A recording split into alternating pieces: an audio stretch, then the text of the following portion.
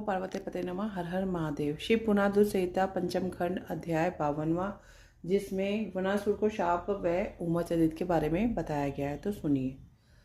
सनत कुमार जी बोले, महामुने, एक समय दैत्यराज वनासुर ने त्रिलोकीनाथ भगवान शिव को तांडव नृत्य द्वारा पसंद किया। उनकी भक्ति भावना से शिव जी बहुत संतुष्ट हुए। तब उन्हें हाथ जोड़कर शिव जी की स्तुति करनी आरंभ कर दी। वह बोला, महेश्वर, आपके आशीर्वाद से ही मैं इतना बलवान हुआ। आपने मुझे 1000 भुजाएं भी दी हैं, परंतु भगवान, मैं इसका क्या करूं? इस 1000 भुजाओं का प्रयोग तो मैं युद्ध में ही कर सकता हूं। बिना युद्ध में मैं इनमें क्या करूं? युद्ध किए बिना मेरे हाथों में सिर्फ खुजली होती रहती है। तो ये होती है,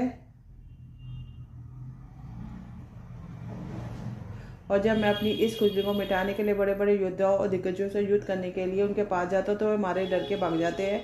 जब मैंने पर्वतों के मसलकर अपनी खुजली से शांत करना चाहा तो उनमें आत्मसमर्पण कर दिया।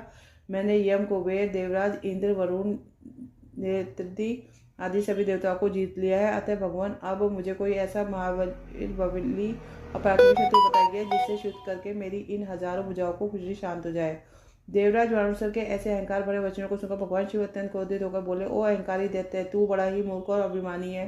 ये धिक्कार है। मेरे परम भक्त और महादानी बलि का पुत्र होकर भी तुझमें इतना अहंकार व्याप्त है। अहंकार और अभिमान मनुष्य का सबसे बड़ा शत्रु है, उसे सदा ही पतन की ओर ले जाता है। तुझे भी यह अहंकार अभिमान ने घेर लिया है, इसलिए अब तेरा पतन ही निश्चित है। अब तुझे कोई भी नहीं बचा सकता। निश्चय ही तेरा सामना किसी ऐसे वीर और पराक्रमी से होगा। तेरे इन गर्वीली भुजाओं को बदार की लकड़ी के समान पलवर में काट कर फेंक देगा। तेरे शस्त्रगर में वायु का भयानक उत्पात होगा। भगवान शिव के क्रोध भरे वचनों को सुनकर बदार वनासुर का कोई असर नहीं पड़ा। कहते हैं ना, जब विनाश पर समय आता है तो बुद्धि विपरीत सोचना शुरू कर देती है। इसलिए वनासुर को युद्ध के निकट आने का समाचार सुन अति प्रसन्नता हुई। उसने सुंदर सुगंधित पुष्पों से भगवान शिव की आराधना की और पुनः अपने महल में वापस आ गया। तत्पश्चात वनासुर प्रसन्न जब उस युद्ध की प्रतीक्षा करने लगा, मन ही मन सोचने लगा कि भला मुझसे ज्यादा और परंगा योद्धा कौन हो सकता है जो मेरे सामने टिक सके और मेरे बलशाली भुजाओं को लकड़ी के समान काट कर फेंक दे।